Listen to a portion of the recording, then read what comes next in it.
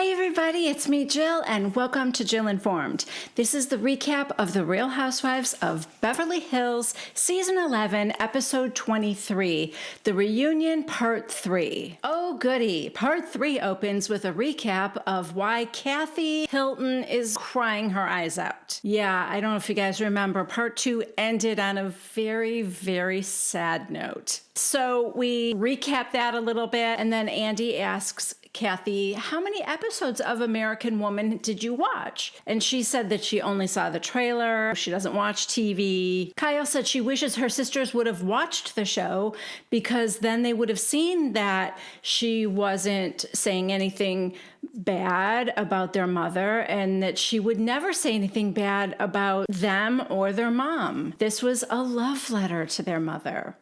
Even though it wasn't about their mother, it was just inspired by. So not really a love letter necessarily.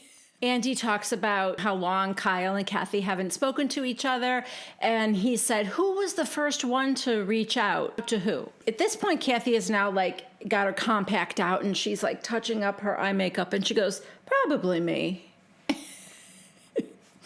But Kyle said it was actually probably their daughters because the kids are very, very close. It was hard for them to not see their moms speaking to one another. Andy asked them if they worked out all their issues. He said, because, that scene with you guys eating at the tray tables, it seemed like maybe you didn't. And Kathy goes, Andy, I think you're our psychiatrist. And he goes, hey, that's what I'm here for. Kathy said, I find that people say they want the truth and that they want to talk, but then when you start, sometimes they don't want to hear it. Kyle, I think it was just poorly handled on both of our parts. They do agree that the show helped their relationship and that they got to spend all this time together. And it was Kathy's first time taking a girls' trip, so that was fun. But yeah, they agree that too much time was wasted. Now they do get together with Rick and Mauricio and they go out together and it's good. We get this funny flashback from when they were leaving for the one girls' trip when Kathy accidentally left her bag with her phone in it at home. She's like, Kyle, I need to get my phone. You have to call my house.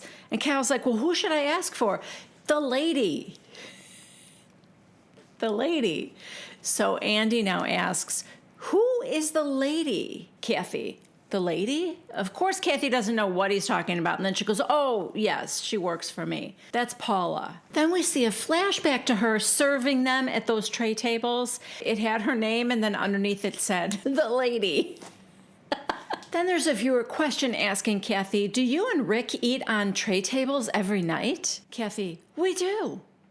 With the kids. It's cozy. That's so cute. Then there's a funny viewer question. Forget Kathy and Kyle's problems. What's up with Garcelle forgetting her own sister's name? And then everybody laughs, and we go back to that confessional where Garcelle told us that she has 6 or 7 siblings, and she rattles them all off. And she's like, who am I missing? Oh, Alice. How could I forget my sister Alice? And then, guys, what is wrong with me? Garcelle is now telling us that she has been having trouble with her sister, and they had a little bit of a falling out and weren't speaking, and that she thinks that the way Kathy and Kyle have resolved their issues, that's kind of helping her. And all I can do is stare at her earring and how I feel like it's falling off. I can't think of anything else. Either that or it attaches in a very strange way, but I think it's more like an ear cuff that is no longer cuffing her ear. And I'm worried she's going to lose it. I'm sure it's expensive. Unfortunately, I'm easily distracted. So I guess on Watch What Happens Live, they had a poll question, who's your favorite Richards sister?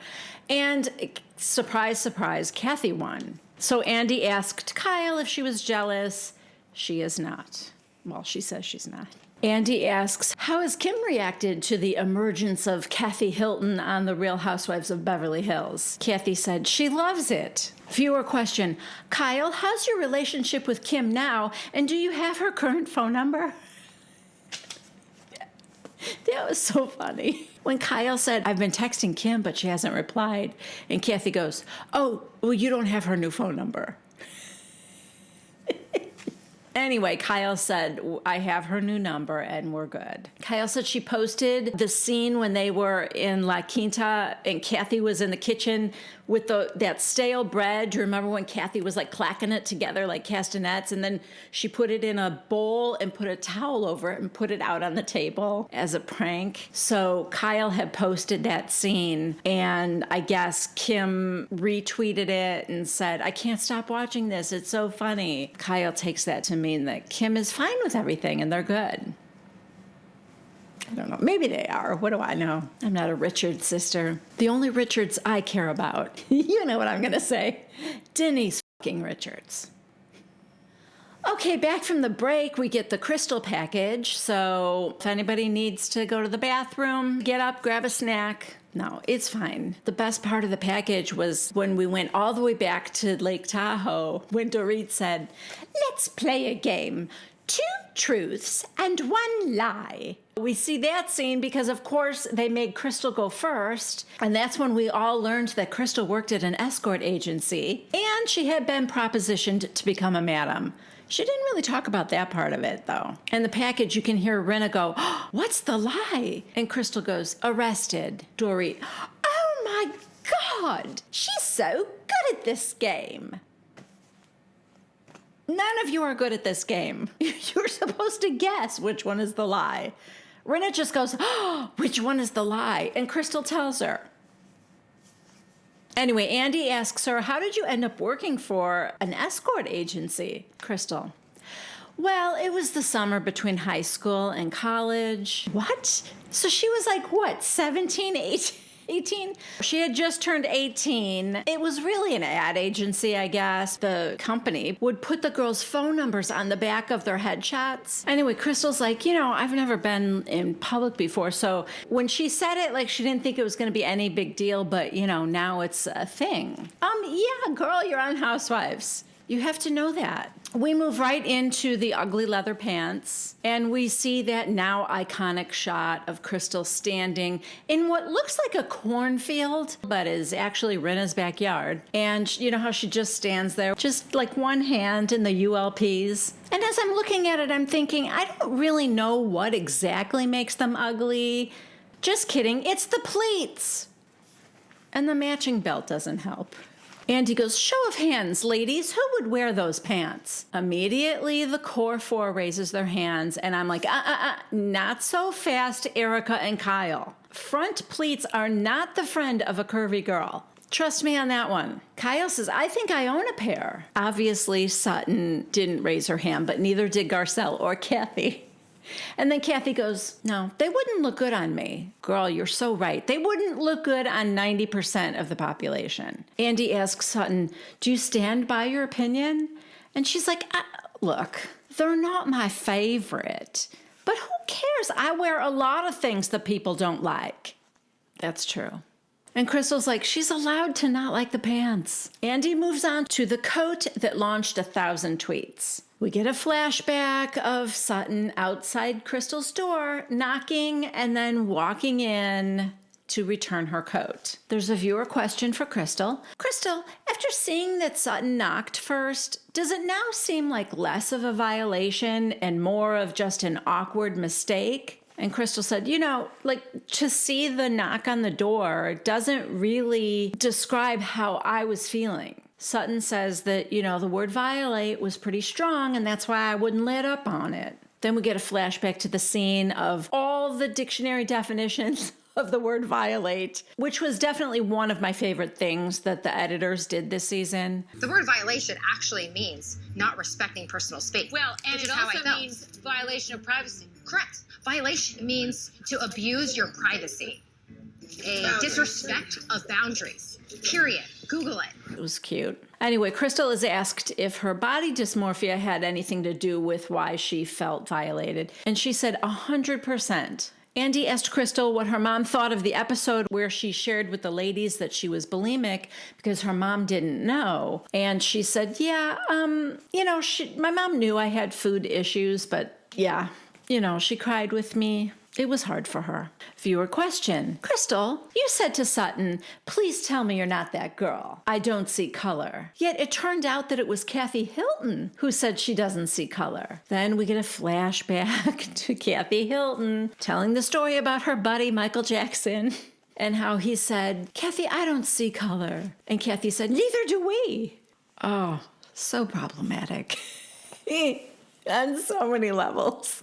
Crystal just said that the tone of the two different conversations was very different. Andy said, Sutton, it was nice to see what you posted after that episode aired. And then we get to see it now. It's a very eloquently worded apology with a promise to do better and to be better. A viewer question said they were heartbroken when Crystal shared that story about her dad's experience with racism. Oh, God, it broke my heart too. I can remember it now.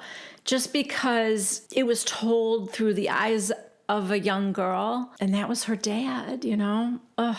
I don't know if you guys remember, they were at a gas station. The dad got out to put gas in the car, and somebody drove up and like confronted her dad, said, go back to your country and you're stealing all our money and stuff like that. It was ugly. And, you know, her dad got in the car and he just did not say one word to her, and they just drove off. Yeah. The viewer asked, why do you think your dad didn't say anything about it? And Crystal said, you know, because I think it's just the classic Asian way. He was taught that when you're in a different country, you just put up with things and keep quiet and keep your head down, do your work, follow the rules, you know. But what got to Crystal was that she can remember his fear. And for a little girl to witness her father being afraid, that's scary. You know, this is dad, the person that's supposed to keep you safe in the world, you know, and I can only imagine. And then Andy said, well, I was really upset when I heard that you were receiving threats and hate speech directed at you as a result of being on the show because you're Asian. Is there anything you would like to say about that? And she said, well, yeah, I already shared it with you guys, she says to the other ladies, but there are hundreds a day. Garcelle's like, wow. And Rinna said, still? And Crystal said, yeah, still. She said at first she was excited to do the show because she thought Asians needed representation. She thought it was a great opportunity. And then Andy said, well, I hope you know how great it's been to have you on the show and for all of us to learn different things about your culture. And I definitely hope you don't let a small percentage of out there take away all that was good about the experience. Crystal said, I'm grateful for every person here, not only for accepting me, but for being very excited about me showing my culture. I'm obviously very proud of my family, and it means a lot to me to show you some of our traditions and culture, and it's just been a real pleasure. Okay, next we lighten things up with a Glam Squad montage. And the next viewer question is, I wouldn't have told the world that I keep millions of dollars worth of designer gowns in my detached garage, especially after a burglar stole all of Kyle's Birkin bags. Rinna, did you move those dresses into the house? And Rinna's like, yes, they're in a special vintage place now that is storing them. I guess Andy texted Rinna right after that episode aired, and he's like, you gotta move that shit out of there now. The next viewer question is for Garcelle. Garcelle, you've walked the runway. Who has the best fashion sense in this group and why? And Garcelle goes, oh, Dorit. She puts a lot of care into it, and she really does it well. And Dorit's like, thank you, love bug. Yeah. Andy said, Dorit, when you come out with all these different outfits, do you buy everything you wear? Dorit, every single piece, Andy, because I want to wear what I want to wear. So it's just easier to buy it. And Andy goes, and you pay retail for everything? Dorit, yes. Andy, wow. I would have thought at this point you'd be getting like discounts from places. All the ladies seem to agree that no, that's not how it works. These designers are not giving discounts. But of course, you think Gucci cares if Dorit is wearing their stuff? Or Chanel or Dior? No. Everybody wants to wear those brands. They don't have to give discounts to anybody. I mean, and certainly not a housewife. I don't know if maybe major movie stars or something but probably not even. Anyway, they talk about Crystal being a tomboy, yet she's had that Birkin bag. And she said, well, I have a friend who, she guided me toward what bag to get. She had gotten me a couple of them before as gifts, and so she kind of told me which one to get. Yeah, the $95,000 purse. Go for that one. But anyway, the second she said that her friend bought her a couple at first, all the other ladies were like, oh, wow, how can we be her friend? The next viewer question, Kyle, what's the most over-the-top gift Mauricio has bought for you? And Kyle's like, I don't know, maybe the diamond earrings that he got me for our 25th anniversary when I was on Watch What Happens Live. So then Andy goes, oh, yeah. So we get a flashback to Andy pulling out this ring box behind his back, and he said, Mauricio sent a gift to me to give to you. And this is for your 20th anniversary. He said he chose flawless diamonds for his flawless life. Are you kidding me right now? And they're gone. That was in 2016, and Kyle goes, and now they're gone. And everyone's like, oh no, I forgot. Yeah, in the break-in. Side note, oh my God, you guys. Did you hear about the break-in at Dorit's house? PK was in London. Dorit is home with the kids, 3 o'clock in the morning or something. She's asleep, and she wakes up, and these guys are in her room. And she starts begging for her life. She said, I'm a mother, please don't kill me. And the guy said to the other one, kill her. Horrible. What I read was horrible. But obviously, I don't know what they took, but who cares? She's okay. The kids are okay. They're with PK now somewhere. But here's the other thing I heard. Word on the street, and I can neither verify nor confirm this information I'm about to tell you. But word on the street is that allegedly Teddy Mellencamp's husband's company, the one that did the security for Kyle's house that got broken into, also did the security for Dorit. Yeah, that is not good for business, is it? I'm not saying this is like an inside job or someone he's hiring has done this. I'm just saying that Teddy is wearing gorgeous jewelry these. No, I am totally kidding about Teddy or her husband knowing anything about it. I did hear that it was his company that did the security for Dorit's house and also Kyle's house. I'm sure it's just a horrible coincidence, although, like I said, if you own a security company and there's 2 high-profile break-ins, not good for business, right? Anyway, Andy then asks Kathy the same question, like, what's the most outrageous gift that Rick has ever given you for your anniversary? They don't do that, Andy. They don't really give each other gifts. Although Rick did give her a sterling silver shell for one of their big anniversaries. But it's actually Rick that collects shells. So everyone laughed, and she's like, it was more for him. And Andy said, and what did you get him? A sweater. Oh, yeah. I always get him a sweater for our anniversaries and Christmas. I'm sure it was a very nice sweater. So Andy's like, Kathy, you've been called an icon, a national treasure, the gift that keeps on giving. Are you surprised by this positive reaction to you? And what do you attribute it to? Kathy said, I was surprised because I'm such a little part of this group of dynamic ladies that I adore. Oh, that was sweet. Garcelle said, we adore you. And then Andy goes, I know you said that Paris and Nikki were disgusted when they found out that you were going to join the show. And Kathy goes, disgusted. I think that's hilarious. Because first of all, their aunts have done it. So we know what they must think about that. So now the fact that their own mom is doing it too is like, oh, mom. I don't know. I think it's funny. And yes, it is a little disgusting. Anyway, he said, how do they feel now? And she said, they're okay with it now.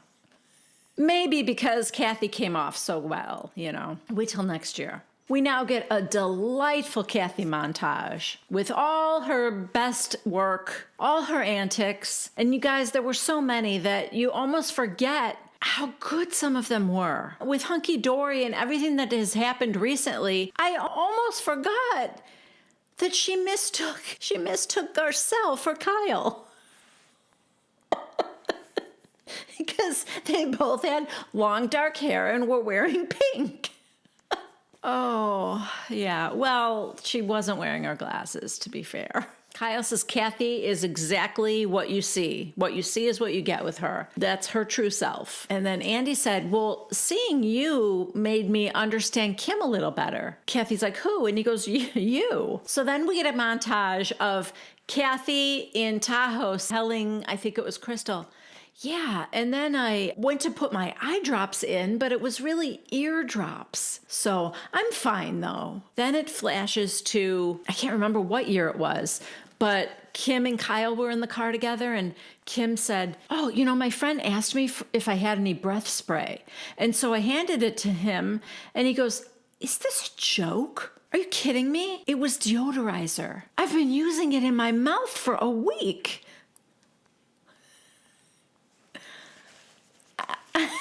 I mean, what did that taste like to you, Kim? Deodorizer. Anyway, so Andy goes, they're both like pretty eccentric. And Kyle goes, we're all so different. And then Kathy says, nobody knows the real Kyle. And everyone goes, oh, really? And then that goes nowhere, but I'm dying to know what she meant by that. And why did nobody say, well, tell us, what's the real Kyle like? Instead, Andy asks Kathy about needing a fan to sleep. Oh my God, who cares? A lot of people use sound machines and different things like that. I want to know what the real Kyle is like. Anyway, she uses a fan. She got that from her mother. You guys, Kathy, it's sad. I feel like she's not over her mother's passing.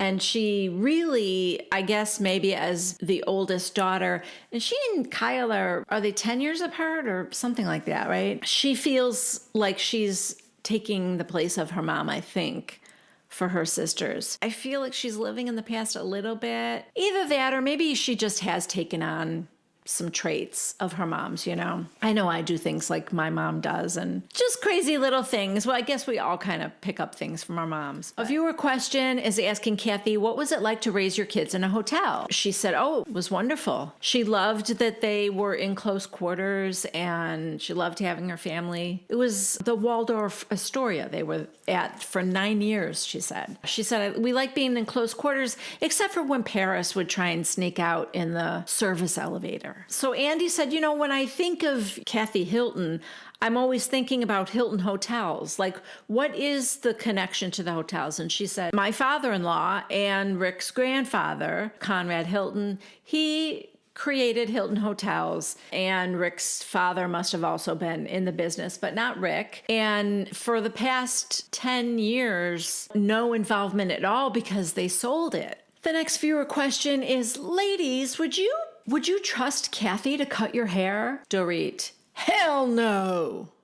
There are times that she does not have the proper British accent, and that was one of them. Rinna was actually the only yes.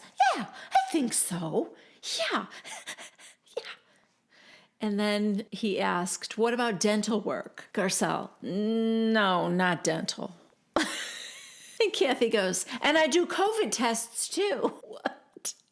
She is a nut. Okay, so now we come back from break and everybody's seated, but it's like the show hasn't started yet and all the hair and makeup people are still fussing around everyone, doing last minute things. And Andy looks over at Erica, who's right here to his right, and he said, how's it going, Erica? Because, Erica really hasn't had anything to say yet this whole first half of the episode. Erica says, I'd love you if you didn't go hard on me. And Andy goes, we're going to put you on a skewer, and I'm going to turn up the heat, Erica. And I'm so fucking ready for you. Andy goes, holy shit. Side note, Garcelle's earring got fixed. Hallelujah. I don't have to look at that thing just resting in her hair. anymore. Okay, we're back, and Andy starts by saying, shortly after Erica filed for divorce, serious legal accusations about Tom began to emerge, each more shocking than the last. While it left some speechless, it had others asking more questions than ever. Then we get the montage of basically everything we've seen all season. Erica, more Erica. Starting with the time she's out to lunch with Kyle and she tells her that Tom broke his ankle. We go from that to like the night of 1,000 stories. Well, he did break his ankle. And also his clavicle. And also he had a concussion. And also he was unconscious for 12 hours. And also he was rolled off a cliff. And also he was flown out of the car.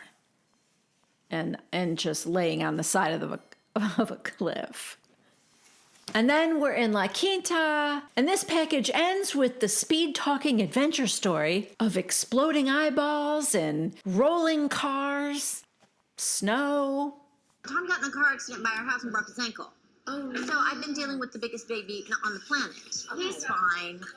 Oh my gosh. He'll be fine. As a result of the crash, his ankle was broken. Right. Got it. He was also unconscious for 12 hours, but no. He was? I know he was unconscious for 12 hours. I mean, the head injury Allegedly, that he yeah. had. Now I'm kind of like, well, what else is going on that we don't know? Tom's house was broken into, and he confronted the burglar and then had to go have eye surgery. And then my son had to go over and help, and then he rolled his car 5 times on the way home. Yeah, I'm under a lot of stress. Wait, what? And we end with, or what? And what I think might be Erica's Godfather audition tape goes a little something like this. She's not like focusing or looking at anyone. The day will come when all of this is behind me. And it's going to be a very sweet day. And I'm going to remember who was with me. And I'm going to remember who was against me. Trust me. Oh. That's encore. That was riveting. This look here, it's sort of like if Don Corleone and a Barbie doll had a baby. It would come out a little something like this. Okay, so the package is over, and Andy says to her, so who's for you and who's against you? Erica, I don't know. You should ask them. And Andy goes, but you said when all this is over, I'm going to remember who was for me and who was against me. Erica, yes, I'm keeping score. So Erica's keeping the score to herself? Is that what's happening? Kyle says, can I say something? No, Kyle, no. You had your turn.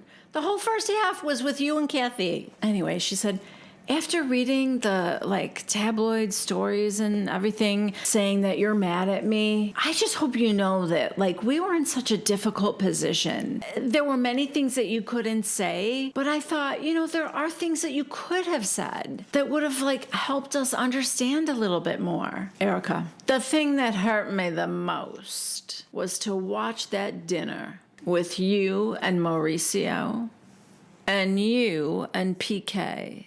Now we get a flashback, and I am reminded at how funny that was. That night was hilarious. PK and Mauricio were just cracking each other up. I mean, PK kept saying, oh, no, the guy's an attorney, but don't work on his head. No, take care of his ankle first. Erica, to watch the 4 of you mock my life and mock my family really hurt me. Dorit looks a little remorseful. She's like, oh, yeah, PK was not nice. Kyle says, listen, I felt bad that night, but PK and Mo are like brothers and they have their own opinions. Mo said all along he didn't think that you knew anything and that he believes you. Garcelle's not buying that. She's giving this look right here. Side note, what? How is Garcelle's earring falling off again? She's literally just sitting. I mean, is it like when the camera pans over to the other couch, Garcelle gets up and does jumping jacks or something? What's happening? Okay, so Dorit chimes in now and she says, that night, I was just trying to piece together new information with the information I already had, and this story kept getting jumbled and it became almost preposterous. Yeah. Now you know how we felt when we heard The Night of 1,000 Stories. It was ridiculous and preposterous, but like in a good way for us at home. But in no way, and I swear to you, in no way were we trying to make a mockery of you or your situation. Erica, well, listen, I'm here to clear up any question that you have. Oh my God, yes. Please tell another story. Clear it all up for me. I can't wait. Whatever Dorit needs to ask, I am here for it. Garcelle, I have a question. Why couldn't you understand that we were all concerned about being grouped in to a story like this? Okay, that's a bad question. Here's a good one. Who fixed your earring? Or did it just climb back up on its own, like some bejeweled spider that's just kind of hanging out on the side of your head there, doing whatever it wants? Erica says it's because none of this ties you to me legally, other than being mentioned in articles. Now everyone is like talking at once, like, oh, they project onto us, blah, blah, blah, blah, blah. Erica, they do, but you shouldn't be fearful because you know the truth. Okay.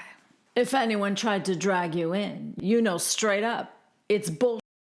Sutton, I got really upset after I read that article ad nauseum, and I wanted to know because we weren't being told anything. I didn't know what was going to unfold.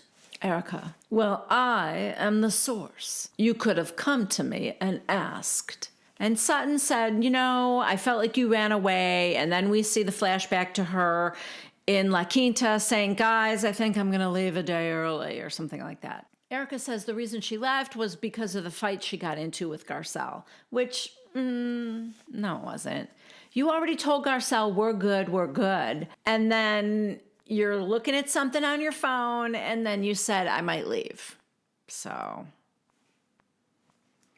don't think it was Garcelle's fault. Kathy, may I ask a question? On other shows, there have been lawsuits and big problems. And Andy goes, well, the difference here, and I think the reason why people are so fired up is because there are actual victims in this case. And Dorit goes, I was just about to say that. Rinna,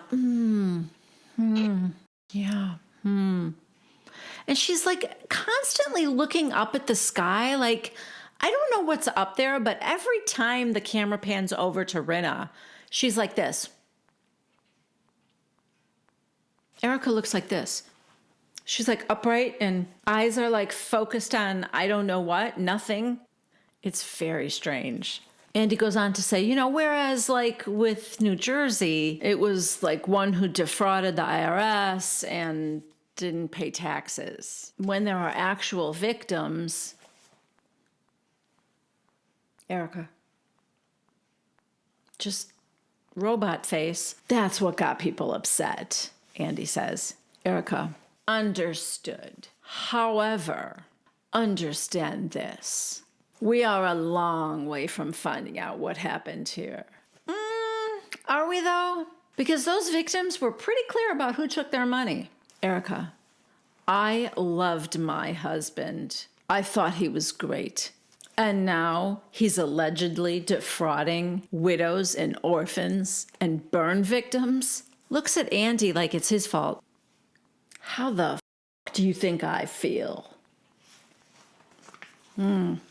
Andy goes, how do you feel? Erica, horrible. And I've said that over and over again. Well, everyone's kind of like, no, you haven't. Garcelle, Sutton, no.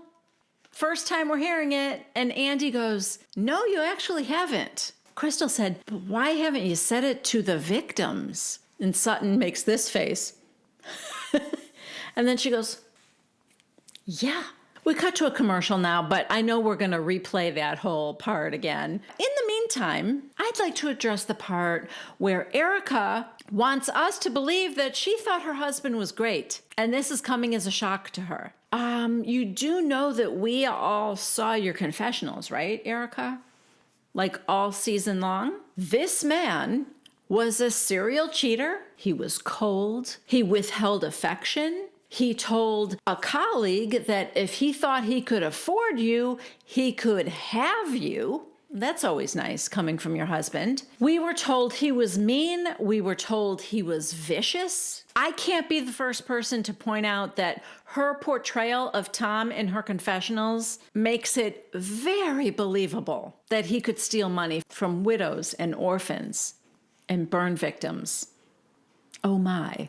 But now we get a, how do you think I feel? I loved my husband. I thought he was great. Did she forget she's not covering for him anymore like she was the first 6 years she was on? Okay, so we're back and we do go over the fact that everyone said, you never actually said you felt terrible for the victims. And Crystal asks, why did you never say it to the victims? And Erica says, you have to understand, there is a real boundary as to where I can and cannot go. If they are proven wronged, I want them remedied.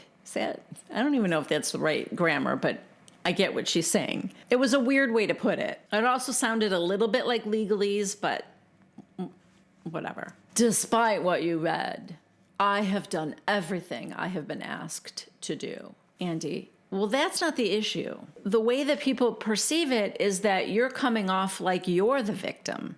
Erica, I have never said I was the victim. Well, not in so many words, but what do you call saying things like, I have to worry about me, and how do you think I feel? Ooh, we're getting our first split screen, guys. It is Sutton and Erica. Sutton, but you looked like you were a victim. Erica, are you f***ing kidding me? My life is upside down. How can I not be broken? How can I not be sad? I live in a house, in a neighborhood. Sutton, I'm just telling you how you came across. Now Erica's talking over Andy. What should I have done? Anyone? Any suggestions? Side note, now I'm actually starting to wonder if there is something up in the rafters that Lisa keeps looking at. Is it is there a balloon stuck up there? Is it Harry Hamlin?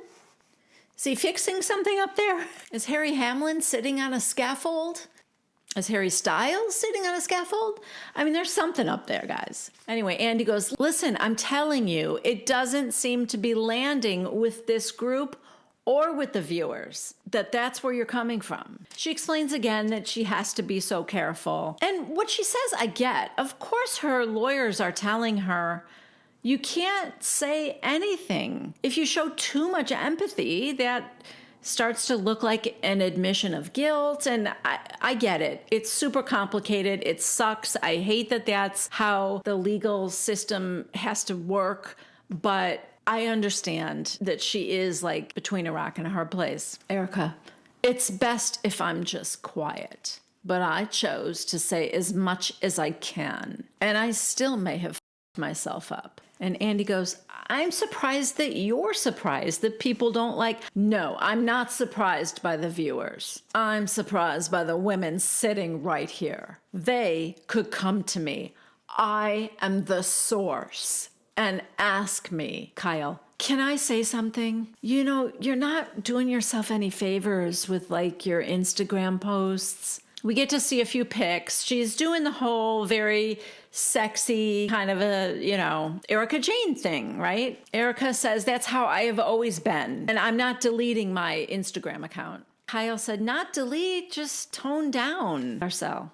It's tone deaf. Andy, if you're presenting an attitude of consumption and indifference, where's the consumption? And Andy goes, the Erica Jane character is built on consumption. Erica, she's getting paid to post.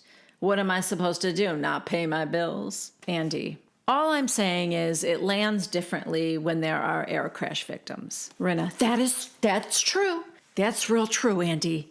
Yeah, that's true. He's got a good point there. Oh, please. You have liked everything she posted, Rinna. Don't act like now you think it's in poor taste. Garcelle said, you gotta shift a little bit. Erica, I don't have to do anything except be myself.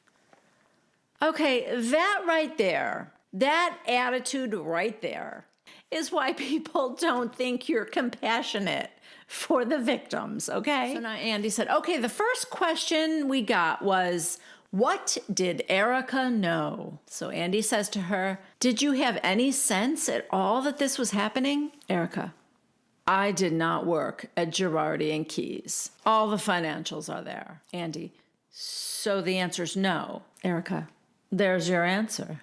Why are you being so cagey right now? I'm sorry, I know that's her personality or what, I don't know. This is what's not resonating with the viewers. This attitude right here of you're not going to trip me up into, you know what I mean? If she was like, listen, I didn't know anything about this. The idea of this makes me nauseous that these people didn't get their money. And that's all I can say about it. But no, this, there's your answer. Like, really? You're going to have that kind of an attitude? It's not playing well. So then the viewer question is, who believes that Erica did not know anything about what Tom was doing? Sutton, Kyle, Rinna, all right away are like, I don't think she knew.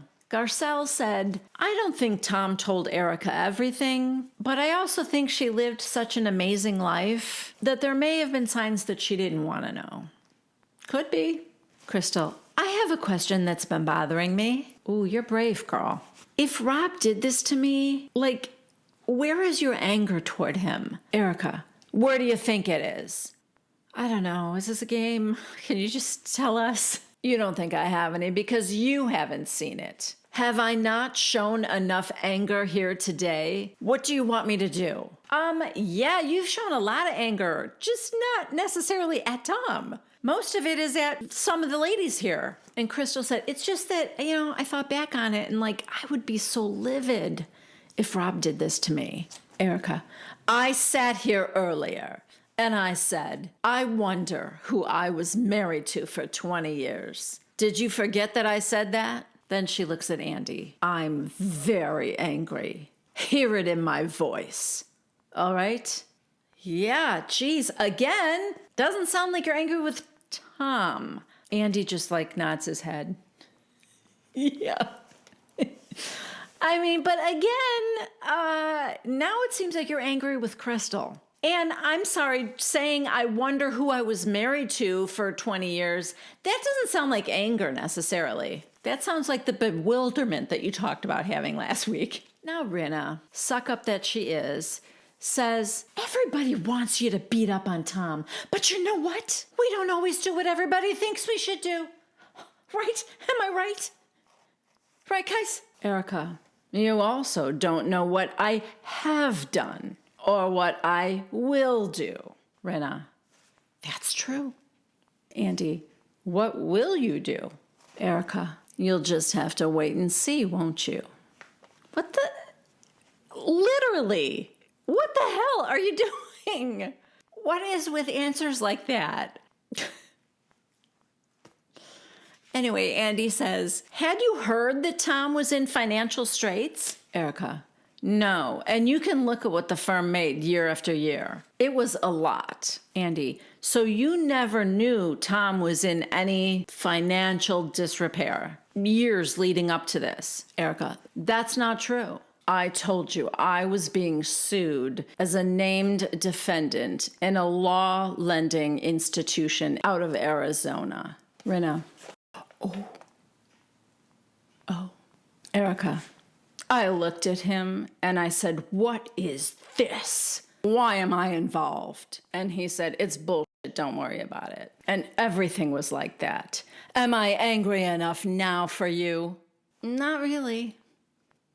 But that is where this episode ends. So she's just, I don't even know. She's definitely not trying to be a sympathetic character. And so I kind of appreciate that in a way. She's just being herself, this is who I am. I guess I kind of appreciate that she's not putting on some phony, oh, I'm so sorry, guys, kind of a thing.